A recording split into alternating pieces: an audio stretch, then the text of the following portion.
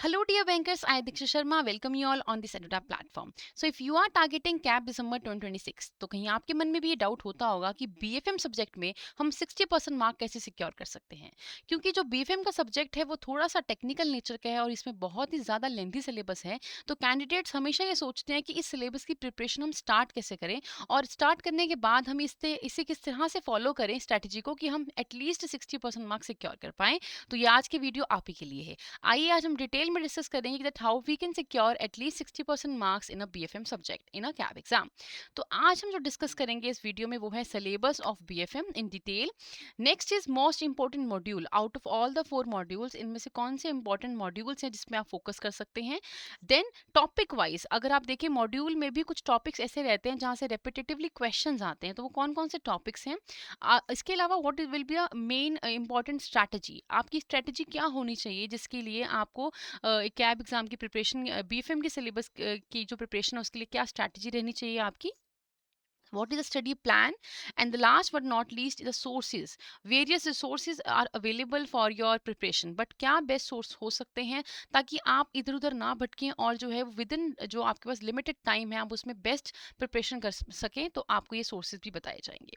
But before that let me just tell you that EduTap has launch an e book that is totally free of cost. अगर आप उसे avail करना चाहते हैं तो description में दिए गए लिंक पे क्लिक करिए और आपके सामने ये पेज खुलेगा। इस पेज पे कुछ डिटेल्स आपको फिल करनी है। इन डिटेल्स को फिल करते ही ये 3 ई बुक्स आप अपने सिस्टम में डाउनलोड कर सकते हैं। इन ई बुक्स में आपको मिलेंगे most important topics, solve PYQs, practice MCQs and your detailed cap syllabus.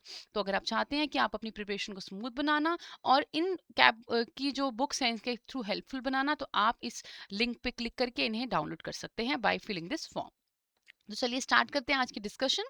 तो हमारी जो डिस्कशन है उसमें सबसे इम्पॉर्टेंट और सबसे पहला जो पॉइंट है वो है हमारा सिलेबस। देखिए अगर आपको अपने सिलेबस की क्लैरिटी होगी कि हमारे सिलेबस में कौन कौन से टॉपिक्स हैं, कौन कौन से सेक्शंस हैं, इससे क्या होगा आपकी प्रिपरेशन में बहुत हेल्प होगी। तो हमारे पास यहाँ पे 4 मॉड्यूल हैं और इन चारों मॉड्यूल में से जो आपके पास मॉड्यूल ए है या मॉड्यूल बी है, इनमें जो आपके पास जो टॉपिक्स मिलते हैं वो बहुत ही ज़्यादा इंपॉर्टेंट रहते हैं। ठीक है, तो module A B C and D में देखिए क्या क्या है। फर्स्ट है module international banking. International banking में आप ये सीखेंगे, इस पूरे मॉड्यूल में आप ये सीखेंगे कि जो इंटरनेशनल बिजनेस है उसे किस तरीके से कंडक्ट किया जाता है थ्रू इंटरनेशनल बैंकिंग। ठीक है, इंटरनेशनल बैंकिंग क्या क्या रोल प्ले करती है इन इंटरनेशनल बिजनेस, वो सारे के सारे टॉपिक एंड कॉन्सेप्ट आपको यहाँ देखने को मिलेंगे। सेकेंड है रिस्क मैनेजमेंट। रिस्क मैनेजमेंट में आप ये देखेंगे कि जो बैंक है वो उसको जितने भी इंटरनेशनल बिजनेस रिगार्डिंग रिस्क रहता है, ठीक है, वो उसे कैसे मैनेज करते हैं, आइडेंटिफाई करते हैं, कंट्रोल करते हैं। ठीक है, थर्ड है आपके पास ट्रेजरी मैनेजमेंट। इसमें जो बैंक है वो अपने फाइनेंशियल एसेट्स हैं या फंड्स हैं या इन्वेस्टमेंट्स है उसे किस तरह से मैनेज करती है, उसकी टेक्निक्स, टेक्नोलॉजीज और सब आपको इस मॉड्यूल में देखने को मिलेंगे। Last but not least is balance sheet management. ये जो मॉड्यूल है आपको ये सिखाता है कि जो बैंक है वो अपनी फाइनेंशियल पोजीशन को सेफली एंड सिक्योरली कैसे मैनेज करती है, वो अपने एसेट और लाइबिलिटी के स्टेटस को किस तरीके से मैनेज और बैलेंस करती है ताकि वो क्या कर सके, अच्छे से फंक्शंस परफॉर्म कर पाएँ। तो ये चारों मॉड्यूल जो है they are however link with the international banking and international business. ठीक है, सो अब अगर आप चाहते हैं कि इन मॉड्यूल्स में जो चैप्टर वाइज डिटेल्स आप जानना चाहते हैं तो प्लीज़ रेफर करिए IABF की वेबसाइट। इस वेबसाइट पे जाकर आप जो अपने सिलेबस को है डाउनलोड कर सकते हैं। ये एक ऑथेंटिक सोर्स है जहाँ से आप अपने सिलेबस को डाउनलोड कर सकते हैं। ठीक है, और आप वहाँ पे जाके डिटेल में देखिएगा कि हर एक मॉड्यूल में कितने चैप्टर्स हैं और उन चैप्टर्स में कौन कौन से पार्ट जो यूनिट्स हैं वो आपको क्या करने हैं, कवर करने हैं। ठीक है, तो चलिए नेक्स्ट है हमारे पास most important modules. As I told you कि आपके पास 4 जो मॉड्यूल अवेलेबल हैं आपके पास ABCD, उनमें से जो आपके फर्स्ट 2 मॉड्यूल हैं, अगर आप उनकी जो कंबाइंड वेटेज देखें एग्जाम में तो वो कितनी रहती है, 55 to 65%। ये आपके पेपर का जो मेजर पोर्शन है वो क्या करते हैं, कवर करते हैं। तो अगर आप इनकी अच्छे से स्टडी करते हैं, डिफरेंट सोर्सेज से इनको पढ़ते हैं, अपनी कॉन्सेप्ट क्लैरिटी करते हैं इनके रिगार्डिंग, तो आप बहुत ही अच्छा सिक्योर कर पाएंगे marks in your BFM exam. ठीक है, इसके अलावा मैं आपको बोलना चाहूंगी कि ये सी और डी को इग्नोर नहीं करना है। ऐसा नहीं है कि आप ए और बी पे फोकस करके चले जाएंगे। देखिए सी और डी कंपैरेटिवली ईजी हैं तो वो जल्दी हो जाएंगे आपसे। बस यहाँ पे ऑब्जेक्टिव क्या है बोलने का कि आपको अगर यू नो मेजर टाइम देना है आपको, तो आप किसे दीजिए, ए और बी को दीजिए। ठीक है, ए और बी जो है international banking and risk management, ये दोनों ही टॉपिक जो है वो बहुत ही ज्यादा मार्क्स कवर करते हैं आपके एग्जाम में। ठीक है, now next is most important topics from each module. अगर आप मॉड्यूल वाइज भी अच्छे से स्टडी करना चाहते हो तो उनमें भी कुछ इंपॉर्टेंट टॉपिक्स हैं जिन पे आप अगर फोकस करेंगे तो आप अच्छे मार्क्स सिक्योर कर पाएंगे। बात करते हैं फर्स्ट यूनिट की, which is very very important for numerical as well as for the case study. ठीक है, ये दोनों ही जो हैं आपके दोनों न्यूमेरिकल्स एंड केस स्टडी के लिए बहुत ही इंपॉर्टेंट आपके क्या है यूनिट है। ठीक है, इसमें जो फर्स्ट चैप्टर है आपका फॉरेक्स बिजनेस, उसमें जो एक टॉपिक आता है फॉरेक्स अरिथमेटिक, जिसमें आपके direct indirect quotes, cross rate, forward premium discount, exchange margin, ये आपके न्यूमेरिकल पार्ट हैं। ये आपको एमसीक्यूज में पूछे जा सकते हैं। उनको कैलकुलेट करने का तरीका बहुत ही ज़्यादा सिंपल है, तो इन्हें बिल्कुल भी छोड़ के मत जाइएगा। इसके अलावा बात करते हैं हमारे लेटर ऑफ क्रेडिट चैप्टर की। अगेन ये भी बहुत इंपॉर्टेंट टॉपिक है। इसमें जो यूसीपी 600 आर्टिकल के अंदर जितने भी रूल्स एंड रेगुलेशन है इंटरनेशनल बैंकिंग को लेके, वो इसमें मेंशन किए गए हैं। आपको इस टॉपिक से सबसे ज्यादा देखने को मिलती है केस स्टडीज। ठीक है, now very very important another important chapter is LRS, liberalised remittance schemes. ये आपके पास जो स्कीम है ये आपको बहुत ज़्यादा इंपॉर्टेंट, इससे अभी आपको क्वेश्चन देखने को मिलते हैं। ठीक है, डायरेक्ट क्वेश्चन भी देखने को मिलते हैं। Other than that various facilities which is provided by the banks for international in the international banking, like NRE, NRO, FCNR account, तो ये सारे अकाउंट्स के क्वेश्चन भी आपको पूछे जाते हैं। तो ओवरऑल ये जो यूनिट है ये बहुत ही ज़्यादा इंपॉर्टेंट है।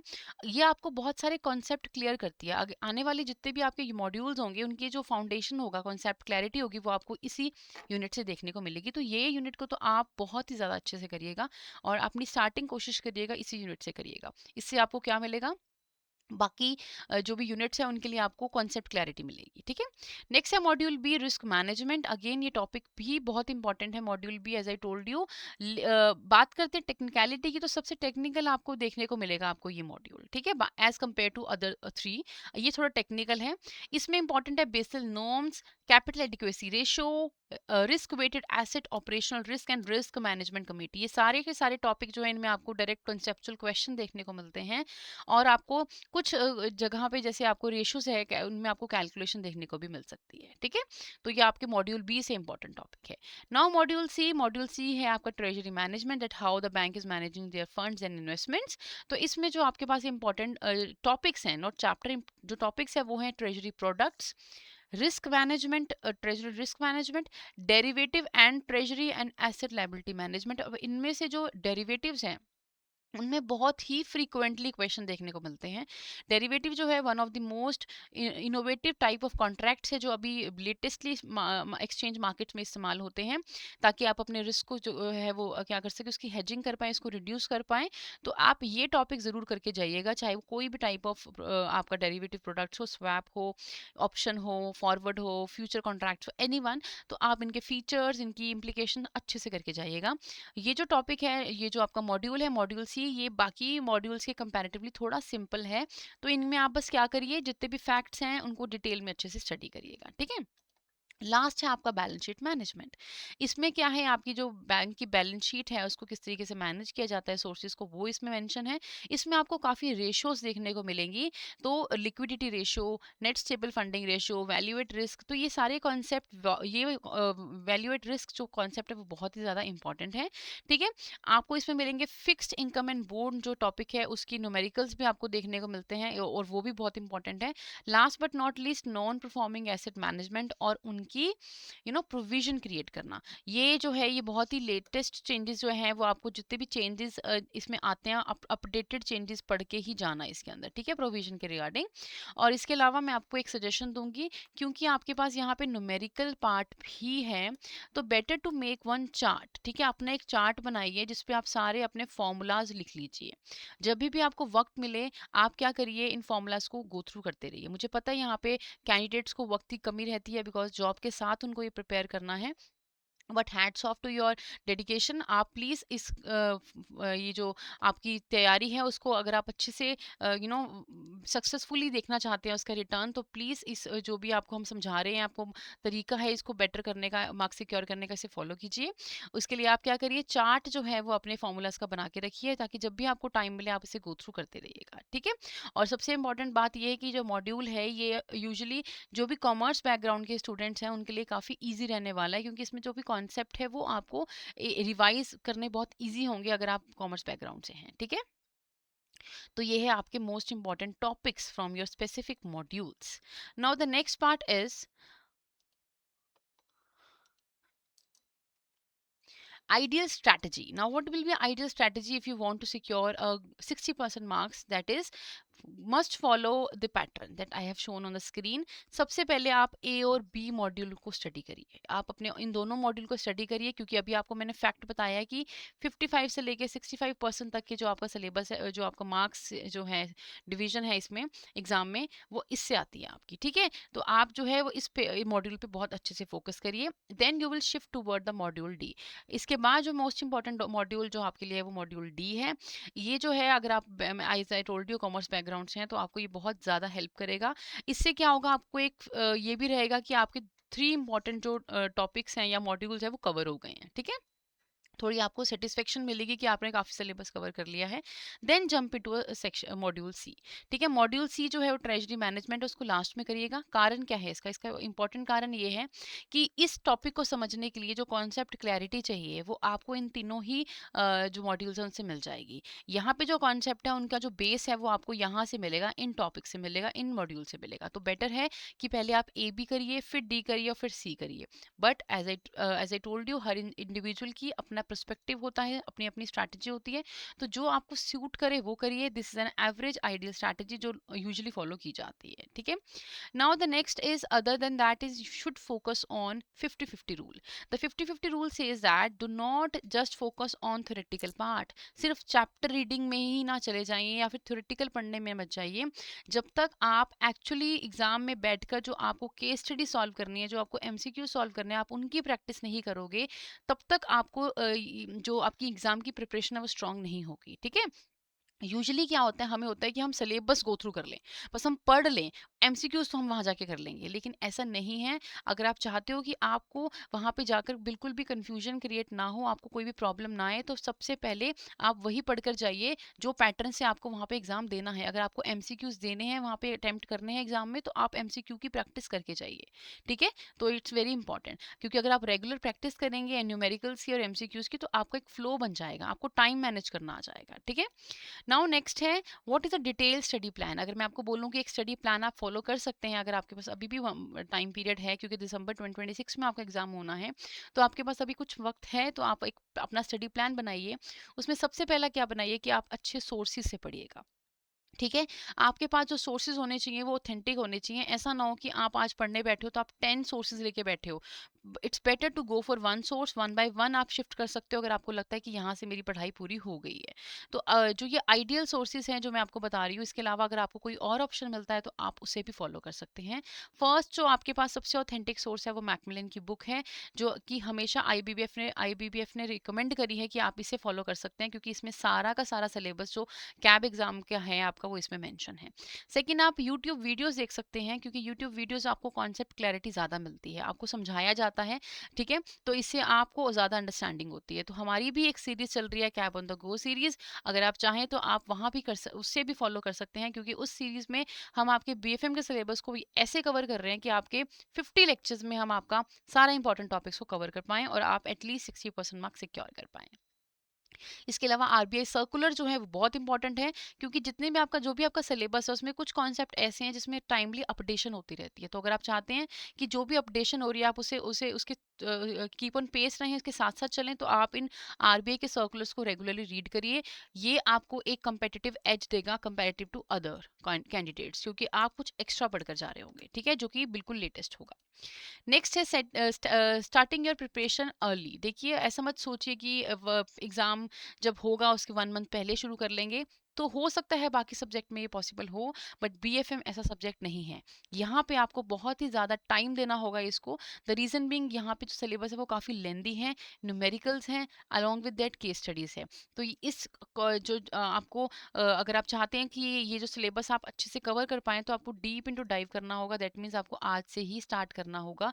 दैट अपना स्टडी प्लान बनाइए। सबसे पहले अपना लॉन्ग टर्म प्लान बनाइए। फॉर एग्जाम्पल आपका लॉन्ग टर्म प्लान है, मुझे 3 मंथ्स में मुझे 4 मॉड्यूल फिनिश करने हैं, ये आपका लॉन्ग टर्म प्लान है लेट्स से। पर ये आप शुरुआत तो करेंगे, तो आप अपनी वीक से शुरुआत करिए। आप समझिए कि मैं इस वीक क्या करूँगा, मैं अपना 5 चैप्टर कंप्लीट करूँगा मॉड्यूल 1 से, ठीक है? तो ये आपका वीक प्लान हो गया। आप डे प्लान बनाइए, आज जो मैं है वो चैप्टर 1 जो है मॉड्यूल 1 का वो कवर करूँगा। तो इस तरीके से अपना प्लान बनाइए, ठीक है? ताकि अपने short term plans you are able to achieve your long term goal, ठीक है? Now next is make a previous year जो पेपर्स हैं उनको अपना स्ट्रॉन्ग पिलर बनाइए। देखिए जितने भी पुराने पेपर्स हैं वो एक तरह से आपको हेल्प करते हैं पैटर्न जानने में।